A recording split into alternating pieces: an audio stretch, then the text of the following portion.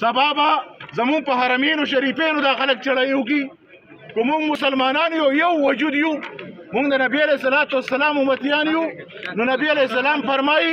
چې کله په امت مسلمه کې په شان د یو وجود دی چې په وجود کې په یو ځای باندې درد دي په ټول وجود درد دي آیا زموږ ایمان موږ له تړپ راکړی دی موږ اخترې مناوو مونږ د عیش عشرت زندگی تر تیرو زموږ بچي قتلیږي په فلسطین کې زموږ ماشومان قتلیږي پرون یو ماشوم بچی چې هغه خپل د 2 ورځو ورور په غېږ کې راغستی او د پوځیانو نه پټېد او په جړا سره میډیا راغستی دی مونږ د هغې بچي تړپ محسوس کړی مونږ به د رسول الله په امت کې په کم شان سره ودرېږو مونږ به د رسول الله په امت کې څنګه په یوم آخرت باندې ودرېږو مونږ به الله تعالی ته څنګه پېښې کوو چې رب العالمینه مونږ د نبی علیه السلام په امت کې آیا زمونږ زړه جړلي مونږ تکلیف مونږ ته رارسېدلی مونږ رب العالمین ته په نیمه شپه ولاړ یو چې الله زمونږ ایمان مضبوط کا الله تعالی د امت مسلمه متحد کا مونږ به تر کومې پورې کشمیر جاړو زمونږ به د خویندو عصمتداري تر کوم وخته کېږي زمونږ بچي به تر کوم وخته قتلیږي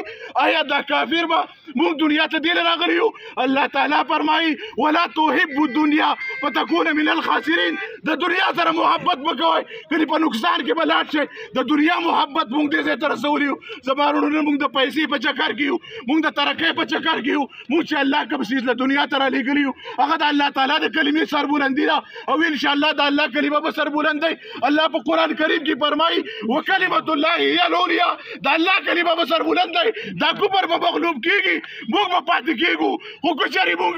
د خپل ځان کامیابي ومونده د خپل ځان دپاره روان شو اسلام به الله کامیابوي که موږ د اسلام ملګري شو مونږ به ځان کامیاب کو مونږ به الله تعالی ته سور خورو یو زما وروڼو دنیا ته پیغام دی زمونږ د وینې اخري قطره په بیت المقدس قربان زمونږ د خویندو عصمتداري چې څوک کوي زمونږ د وجود یوه ټوکړه ته قربان انشاءالله مونږ به د هغوی شانه به شانه ولاړ یو امت مسلمه ته پیغام دی چې انشاءالله تعالی انشاءالله تعالی فلسطین به آزادېږي د صفحه هسته نه پر اسرائیل نوم مټاوېږي او انشاءالله تعالی د الله کلمه به سربلندی تاسو ډېره مننه زما یو درخواست دی په خپلو کورونو کې نفلونه وکړئ